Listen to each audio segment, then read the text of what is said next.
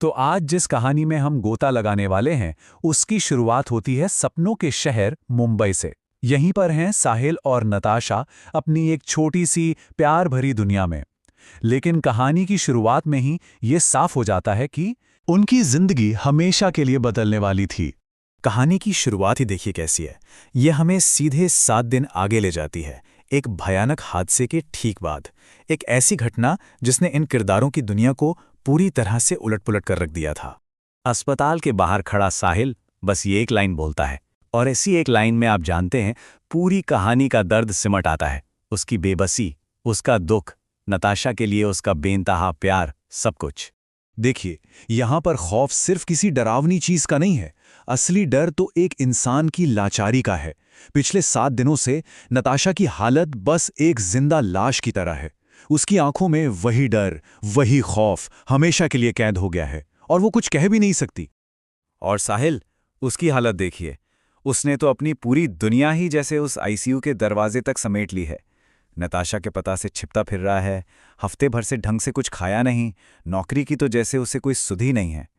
उसका प्यार और उसका दर्द दोनों ही अब हद से गुजर चुके हैं। और अब कहानी हमें वक्त में पीछे ले जाती है, उस रात में जहां से ये सब शुरू हुआ। ये एक बहुत ही अच्छा तरीका है सस्पेंस बनाने का, ये जानने की बेचैनी कि आखिर उस रात हुआ क्या था। जरा फोन पर हो रही इस बातचीत को सुनिए। दोनों के किरदारों का फर्क साफ नजर आता है। एक तरफ नताशा है, उम्मीद से भरी हुई, प्रैक्टिकल, और दूसरी तरफ साहिल, जो हालातों से थोड़ा हारावा सा महसूस कर रहा है। उनकी लव स्टोरी बिल्कुल असल लगती है ना? और बस यहीं, इसी एक लाइन पे कहानी का पूरा माहौल बदल जाता है।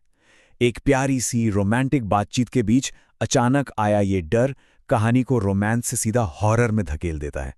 एकदम परफेक्ट टर्निंग पॉइंट। इस सीन में जिस तरह से डर को बनाया गया है वो कमाल है। पहले सिर्फ एक परछाई, फिर एक ऐसा नजारा जो हो ही नहीं सकता, फिर सिर्फ एक आवाज, और आखिर में वो दिल दहला देने वाला मंजर।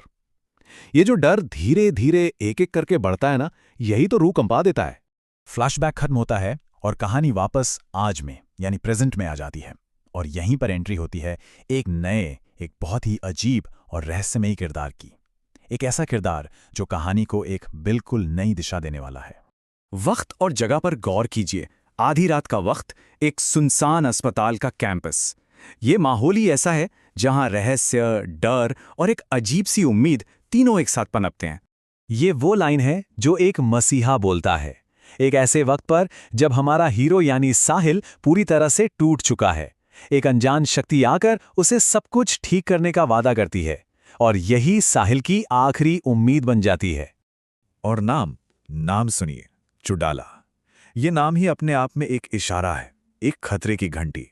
लेकिन साहिल इतना बेबस है, इतना लाचार है कि वो इस अजीब से नाम में भी उम्मीद की किरण देख लेता है। यहां से कहानी उम्मीद और धोखे के खेल में उलझ जाती है। साहिल को एक झूठी उम्मीद दी जाती है, सिर्फ इसलिए ताकि जब सच सामने आए तो झटका और भी ज्यादा दर्दनाक लगे। डॉक्टर चुडाला की बात सुनकर साहिल की ये जो खुशी है ना, ये कहानी का सबसे ऊंचा पल है, और ये उस गहरी खाई से ठीक पहले आता है जिसमें वो गिरने वाला है। यही उम्मीद और निराशा का फर्क कहानी को और भी दुखद बना देता है। लेकिन उस रात की असलियत तो कुछ और ही थी। उम्मीद के उस पर्दे के पीछे एक भयानक साजिश चल रही थी। रात के 2 बजे हंसी की आवाज, फिर 1 मिनट बाद सारे कैमरे बंद, और फिर वो खौफनाक चीज बाहर निकलती है और नताशा की आईवी लाइन खींच देती है। हर 1 मिनट खौफ को एक नए लेवल पर ले जा रहा था। और फिर ये नंबर सामने आता है, 0। नताशा की जिंदगी, साहिल की सारी उम्मीदें, सब कुछ बस इस एक अंक में सिमट कर रह गया। कहानी का अंत बताने का इससे पावरफुल तरीका और क्या हो सकता है? ये लाइन सिर्फ एक लाइन नहीं है, ये एक एहसास है। ये सिर्फ नताशा का अंतिम संस्कार नहीं था, ये साहिल की जीती जागती दुनिया का अंतिम संस्कार था। उसके लिए अब दुनिया का कोई मतलब ही नहीं बचा था। कहानी के बिल्कुल अंत में हमें एक और फ्लैशबैक देखने को मिलता है। उनकी खूबसूरत शुरुआत की एक याद जो उनके इस दर्दनाक अंत को और भी ज्यादा चुभने वाला बना देती है। याद है उनकी पहली मुलाकात एक मामूली सी शिकायत से शुरू हुई थी। ये छोटी छोटी बातें ही तो उनके रिश्ते को असल बनाती हैं, भरोसे के लायक बनाती हैं। और फिर ये हल्की फुल्की छेड़छाड़, ये नोकझोंक, ये बताती हैं कि उनके बीच एक कनेक्शन, एक खिंचाव तो पहली नज़र में ही बन गया था। और सोचिए, उनकी प्रेम कहानी का पहला शब्द क्या था? ओटीपी। कितना आम, कितना रोजमर्रा का। और शायद यही सादगी इस कहानी के दुख को और बढ़ा देती है कि एक इतनी साधारण सी शुरुआत का अंत इतना भयानक कैसे हो सकता है।